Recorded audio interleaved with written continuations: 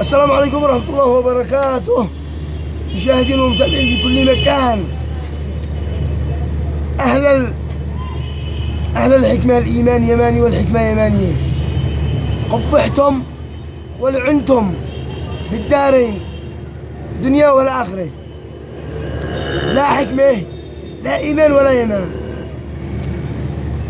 يعني الشيء الشائع انه ما نثور وما نفعل ضجه وما هذا الا لو بعد ما ندفن على الشخص، زي ما صاحبين يندفنوا حمدي عبد الرزاق.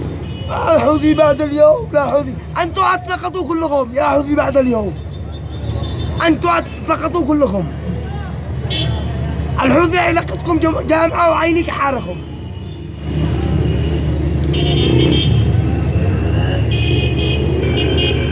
من لم أشوفه بجانبي ويضعني التاج على راسه وأنا حي، لا أريد وقت مماتي ويحملني فوق كتفه. لا أشي حد، أنا لي سنة و7 شهور لي قلب ونظام تعقب، ولا حدث أي استنكار مع النغورة معي. يعني يسعوا إلى قتلي، لكن ولا أنا مبالي، لأننا قتلكم لا خلف الكواليس، لأني أنا قتلكم، لذلك ما أبالي حتى وهم قتلوني. حمدي عبد الرزاق رحمة الله عليه أدي كلمة حق وغيره وغير، لذلك ما بش داعي للتشدق. والله إنه كان رجال، والله إنه كان أدي كلمة حق، والله إنه نصر المظلومين، والله إنه والله إنه والله إنه والله إنه والله إنه ما مش داعي للكلام هذا. الله يرحمك الرجال.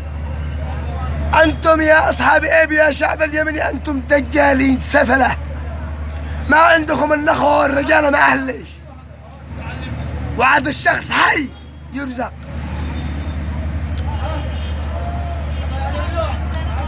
دفنوا رجعوا يقولوا لا حوثي بعد اليوم. والله انه كان رجال. هذا اللي الشاحب اوصله للشعب اليمني عامة واصحاب اب خاصة.